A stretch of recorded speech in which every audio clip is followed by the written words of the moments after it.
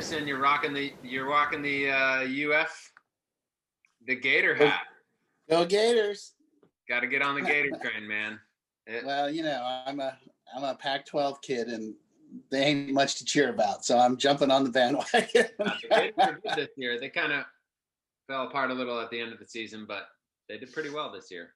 They did, and they're exciting, and Yeah. Tell my boys come back. This is the deal. Yeah, they've got some good players who are probably going to the NFL too. That wide receiver and their quarterback Kyle Trask looks like he probably have a shot at playing in the big leagues. So here we are in the new year, recovery at home, and I wanted to take today's show to give you a chance to talk about your services, what you do, and really, I think the most frequently asked question that my families have when they're working with you after their loved ones graduate and are in sober living is, what's the difference between therapy and family case management or family coaching? Because Chris, I don't need therapy, and some people don't. Some couples are very strong, but they can use case management and coaching in providing a healthy environment for themselves and their loved ones getting out of treatment. So tell us a little bit about what you do with our families. Sure, absolutely. Thanks for bringing that topic up. And good morning, happy New Year. It's good to see you. Look at that beautiful Chronic Hope Institute. Yeah. So, as Chris said, I'm Kevin Petersen. I'm a licensed marriage and family therapist in Colorado and Florida, and I'm the owner of the Chronic Hope Institute. Mm-hmm. So the question is, what's the difference between case management and family therapy? So family therapy tends to be the traditional, we're going to dig into your stuff and dig into your history and dig into what's going on and the family dynamics and how things are playing out. And they tends to be very in-depth and very detailed. Family case management, which is what I offer with you guys at TARC for the aftercare program, is really more systematic in saying, hey, your loved one, your son, daughter, your husband, whatever, is 90 days in and now is into his second 90 days and he's changing the way he lives.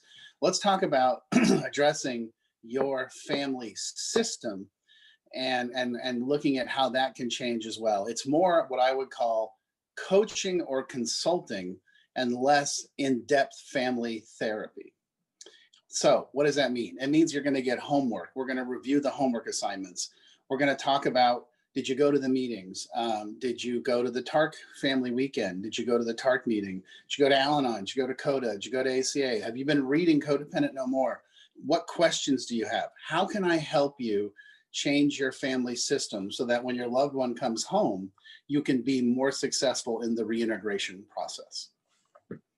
What's the biggest reason why people should bypass aftercare altogether and just go right back into the family household after treatment? What's the biggest reason why they should do that? Why they should not. Should not. Okay, sorry, I missed that part. I was like, huh?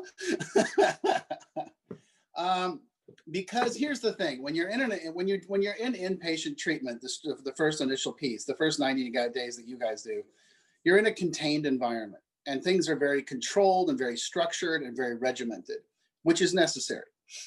And then the next 90 days is we lower the controls and we give you a little bit more freedom and we kind of get you to start interacting with the public more, right? And then what we want to do is in the next 90 days or the next 90 days after that, we start talking about how we can slowly reintegrate you back into the world and back into your family. You can't just jump back in like nothing happened. And that just doesn't work. And we've seen that time and time again. And all the studies show that the longer you stay engaged in some level of treatment and the longer the family's engaged in some sort of family issue, case management, coaching, the greater the opportunity for success being sobriety for the addict and the alcoholic and behavioral change for the family system. Did I answer the question? Oh yeah, absolutely. And I'm on board with that. Okay. So we at the Augustine. Okay. Worst case scenario, a family can't afford sober living. They can't afford aftercare.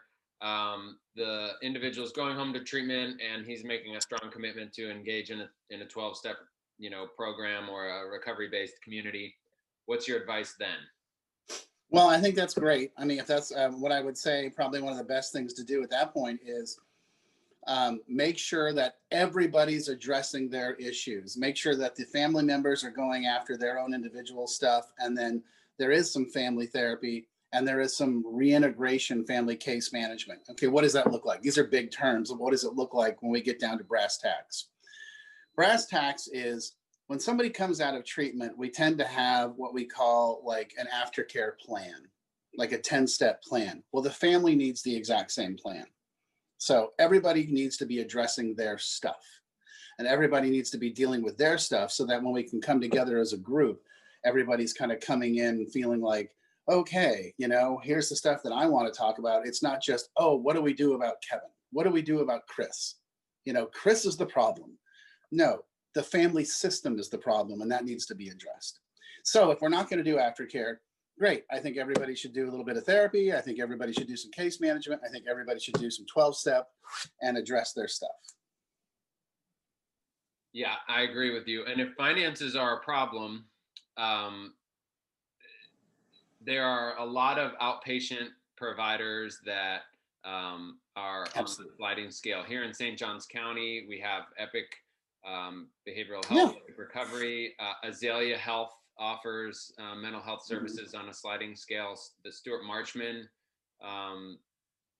Recovery, I'm not sure if I'm calling it the right. It's the Stuart Marchman Behavioral Health. They have, you know, services on a sliding scale. So if there's one thing that's available to those who are struggling financially, it's outpatient therapy. So, and of course, 12-step programs and church-based recovery programs are completely free.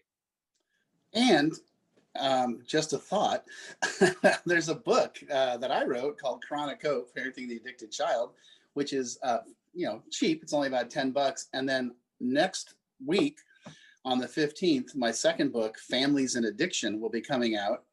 And it'll be free for 3 days, but you got to get the special code, you know. And I will maybe you and I can meet next week, and I'll give you the special code that we can blast out to everybody. But that really does detail and outline all the kind of services that are available for the family. I look at it as before, during, and after treatment. And yes, there are plenty of services available for the family that are free or next to free. And that we can definitely get them engaged with. Absolutely. Great. This is great information. Well, I'm in a jet. We got family program going on over here at the recovery center, and I'm in tomorrow here. So Gina and I are on the phones a lot lately, and we appreciate your support and everything you do for our families. It's an honor to work with you guys. You guys are fantastic, and it's good to be with people that are you know, down for making change. So that's the best. We'll chat again next week. Have a great weekend.